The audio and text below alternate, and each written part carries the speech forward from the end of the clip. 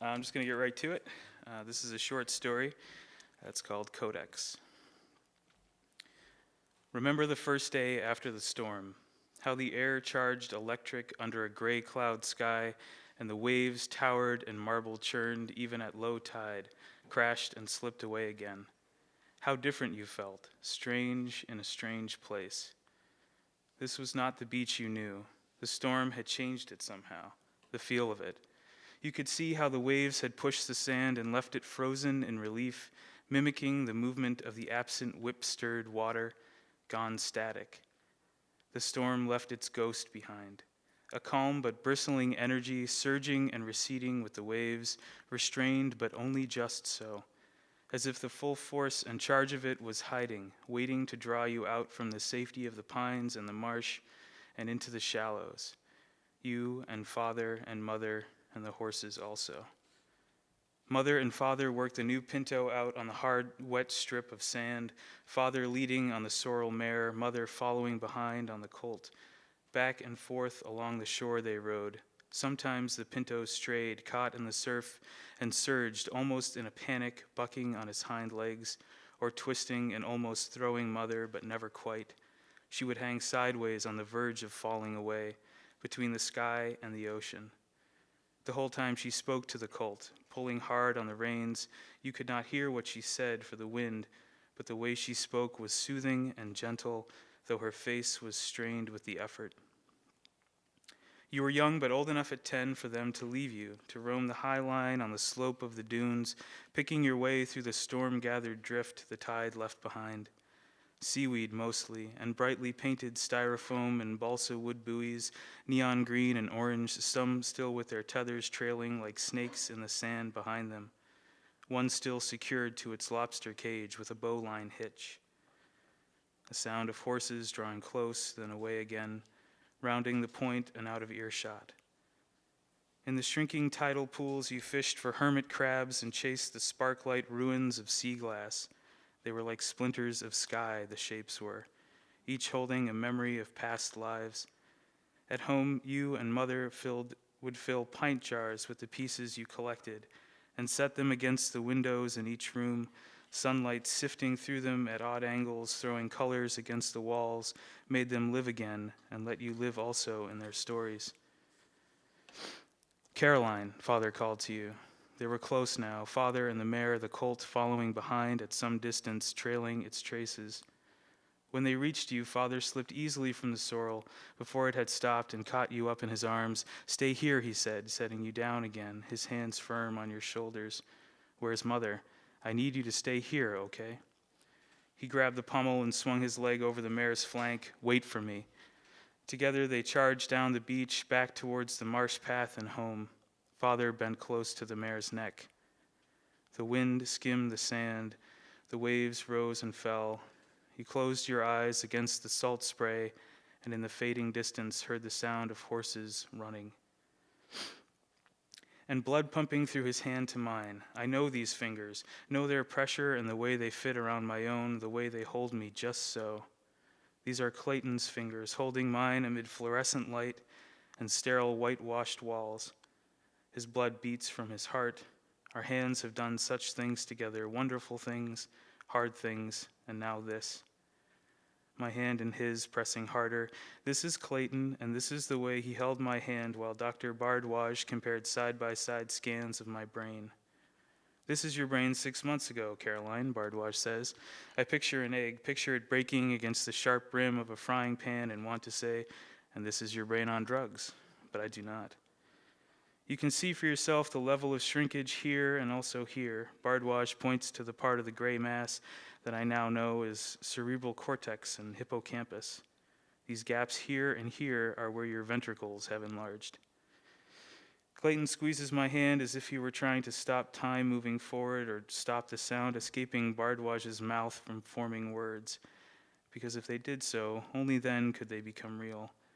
I sometimes think this must be harder for him, and sometimes I can see how caught in the lie he is, believing that there is something he or I or even Bardwaj can do to change this somehow.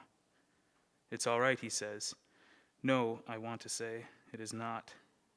It will be. No, it will not. Of course you could not wait for father, although you tried. You had to see for yourself what it was that spooked him so. It took some time for you to reach the point and round it, and when you did, you saw the bell-black oil swell of water surging boundless beyond the marsh, beyond the crest dunes and the shallows. For a moment you were caught, just as the waves were, in a kinetic frenzy. The perpetual rise and fall, roll and break, held you where you stood by the sound of hammering and roaring waves. For a moment only, until you saw her. Mother lay on her back, not far from the tumble green surf, her heels dug hard into the sand. She was still as you approached, not even a hint of breath, but you knew she was alive. When you reached her, you sank to your knees, her eyes were closed. You laid your head on her chest, and though it was faint, you could still hear her heartbeat. Mother, she did not move. I'm here, you said, and wrapped your arms around her. You hugged her tight and rocked her. Help me, Mama, you whispered, please. In the distance, the sound of sirens, of thunder, and the sound of horses running. Bardwaj zeroes the screen, panning left to right, then zeroes in again. He points to the gaps in the gray, the knots and tangles like spider thread across a gray screen. What have I lost in these spaces? Maybe that was a day on the beach, or one through the salt marsh, a frozen winter day, sand and pebble beach, or fog rolled in along shore from Sankaty Head, and the up and down lowing foghorn sounding close. You bent to pick the sand and water-smooth shapes of glass, emerald green and amber. You held and rubbed each one between your fingers, sand grit and salt brine smell, rakes of kelp tangled, plunged hands into bitter water and fished for flashes of cold-colored light. But they were never there, never where you reached for them. The distance always more or less like stars. And that is how you thought of those pieces, the ones underwater, the ones you could not reach, even when you stood ankle deep in the in and out waves and the churn that kept your fingers from finding stars. Beer bottles mostly. Clayton's voice in your hand and his. You can tell by the coloring. Maybe he took the piece you held in your palm. Maybe you offered it to him. This one, he said, was a rolling rock. Remember the river, how it moved in through the marsh each morning with the tide and filled the hollow spaces between steep-cupped banks, and the path followed it along through bulrush and sandbur, how mother and father used to walk there together. Sometimes you would also. Remember a salt brine smell in the clinging mist, a sweet fruit smell almost like honeysuckle, only wrong somehow. Too sweet, maybe. It burned in your breath. Maybe you scrunched up your nose. You didn't like the marsh without the river, when the tide pulled it away. All soft mud and slime, all the shells the water left behind sinking into the mud, and how the seagulls picked holes in them with their beaks. Grandma said it was methane, the smell of dead things buried underground. Made you think of Mother even though you didn't like to, how they'd lower her down in that big wood box and covered her over. You didn't ever want to go underground like that, and told Grandma so. This is what we expected, more or less, Bardwaj says. Unfortunately, she is deteriorating more rapidly than we initially hoped. Clayton releases my hand. Dr. Bardwaj, he says. And for the first time, the name is wrong. Not a name, a sound. And I want to say it out loud or make the noise over and over and over and make it a name again. Bardwaj, waj, waj, waj. And remember when I was in the tube and the half-mute whoomp, whoomp, whoomp sound and the magnet turning over and over. I was in the tube all the way inside of it.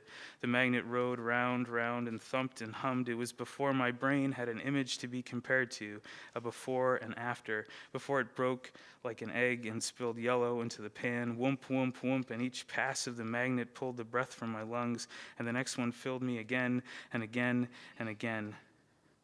And now when I look up into the dark, there is nothing but black and the sound of the magnet heart beating, and trying to lie still and not let my heart beat like the machine, like the whoomp, whoomp, whoomp, like the sound of horses running. It was some time before you returned to where she fell, some years in your reckoning. The tracks in the sand were gone, swept smooth by the wind and water, her body gone also. The sand was cold, but still you went barefoot, moving awkwardly in the drift. This was not the beach you knew.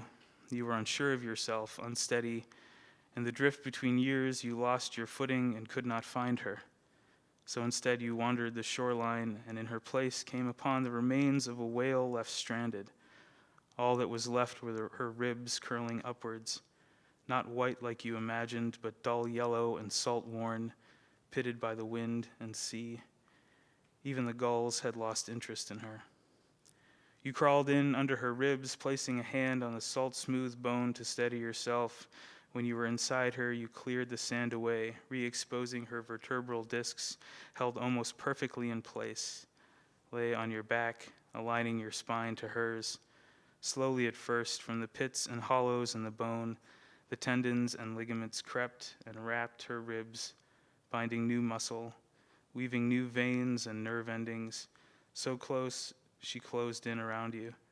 The sound of waves growing distant, muffled by her thick layer of flesh, then mixed with a new sound, the whoomp, whoomp, whoomp of her heart pumping, and the sound of horses, running. And blood pumping from his hand to mine. Remember, your eyes are closed, and that I am the night sky, and you the earth laid bare beneath me. Open your eyes and see the things we have done together, the story we wrote in our blood. I reach down and close the distance between us. You know my fingers, know their pressure and the way they fit between yours, the way they hold you just so. These are my fingers holding yours in the dim light of our bedroom. Open your eyes and see the things we have done and the things to come. And now this. I wrap you tighter around me. This is you and I, and this is the way our hearts beat together for a time, like the sound of horses, running horses. Thank you.